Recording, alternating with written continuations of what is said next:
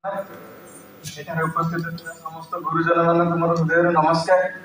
ଆଉ ଯେତିକି ସ୍ୱେଚ୍ଛାସେବୀ ଭାଇମାନେ ଅଛନ୍ତି ଯେଉଁମାନେ ସାହାଯ୍ୟ କରିବା ପାଇଁ ହାତ ବଢ଼ାଉଛନ୍ତି ସମସ୍ତଙ୍କୁ ମୋର ହୃଦୟରୁ ନମସ୍କାର।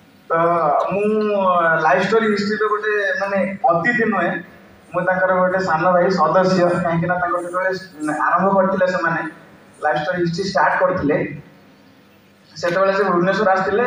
ବହୁତ ସାରା ତାଙ୍କ ଗାଁ ପିଲା ପାଖାପାଖି 15-20 ଜଣ ଆସିଥିଲେ। ମୁଁ ଭାବିଥିଲି କି କ'ଣ ଏମାନେ ସାହାଯ୍ୟ କରୁଛନ୍ତି, ତାଙ୍କର ସାହାଯ୍ୟ କରିବାର କେହି ଦେହକୁ ଦେବେନି। ଲାଇଫ୍ ଷ୍ଟୋରି ହିଷ୍ଟ୍ରିର ମୁଁ ଭିତିରି କଥାଟା କହୁଛି। ତ ମୁଁ ଭାବିଥିଲି କି ଲାଗିବେନି କେହି। ମୁଁ ଭାବିଥିଲି କି ଏମାନେ କ'ଣ ଆକ୍ଚୁଆଲି ଏମାନଙ୍କର ଇନକମ୍ ସୋର୍ସ କ'ଣ, ଯେଉଁଥିପାଇଁ ଏମାନେ ଅୟମ ନିଜ ପର ପ୍ରତି ଗଣନା ଲଘୁଚଟସାମୀ, ଯିଏ ଆପଣା ପର ଦେଖେ ନାହିଁ ତ ତାକୁ ଗଣନା ଲଘୁଚଟ ଉଦାର ଚରିତାନାନ୍ତ ବସୁଦେବ କୁଟୁମ୍ବକମ୍। ଯେଉଁମାନଙ୍କର ଚରିତ୍ର ଉଦାର ସେମାନଙ୍କୁ ବସୁଦେବଙ୍କର ମାନେ ଶ୍ରୀକୃଷ୍ଣଙ୍କର ପରିବାର ବୋଲି ମନାଯାଏ।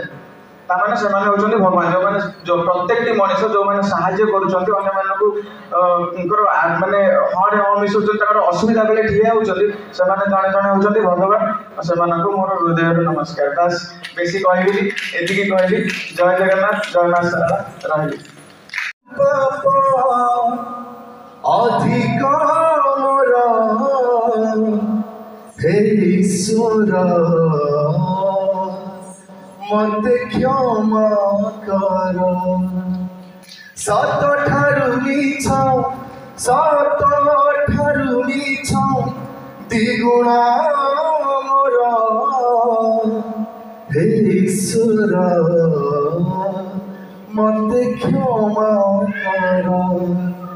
ଲାଜ ଲାଗେ ଆଜି ଶ୍ରୀଛାମୁରେ ବସି ପଢ଼ିବାକୁ ନିଜ କାହାଣୀ ମୋର ହେ ଈଶ୍ୱର ମତେ କ୍ଷମା କର।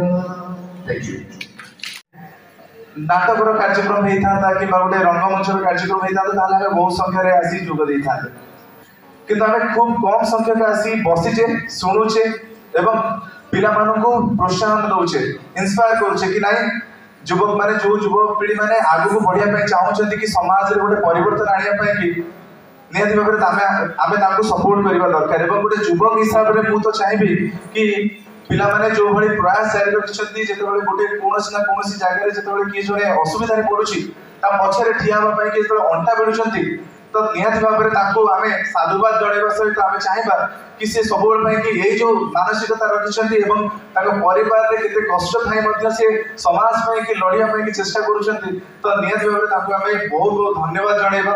ଏବଂ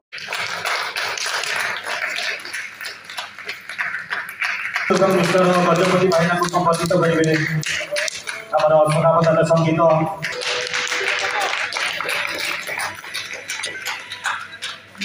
ମିଷ୍ଟର ଆର୍ଟ୍ସଙ୍କୁ ସମ୍ବୋଧନ କରିବେ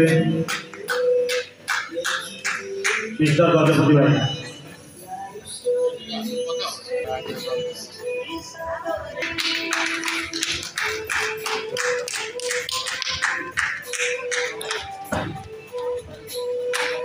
ଆମର ରେडियो संस्थार डायरेक्टर सौम्य रंजन दास को संबोधन करेंगे।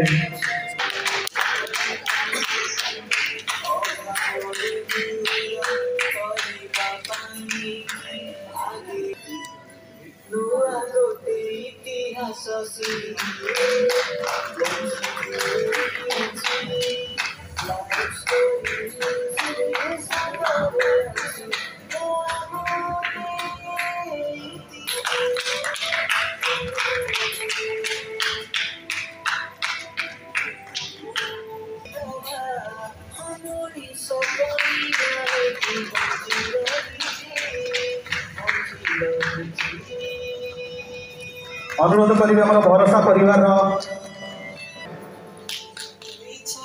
मिस्टर गजपति भाईना संबर्धना ग्रहण करेंगे।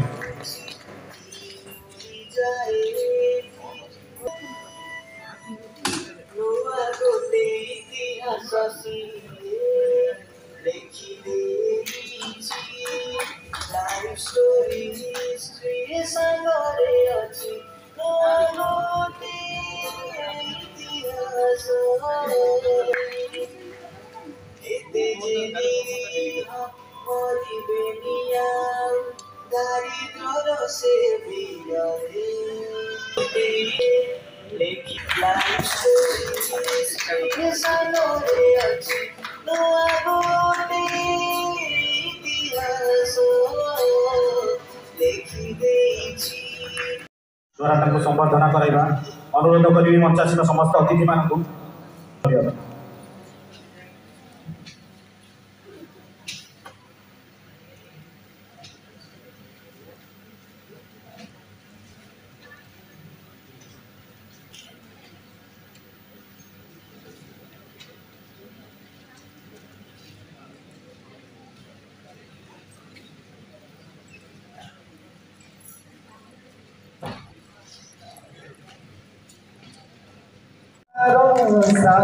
सागर भरी दिए मीठा मीठा अमृत झरा जार गाड़ी फूल भरी आहा कल छुआ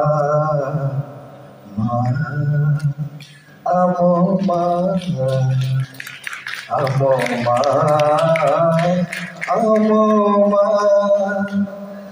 मन तार ममतार सात सागर भरी दिए मीठा मीठा अमृत झरा जार गाड़ी फूल भरी आगल छुआ आम सीमा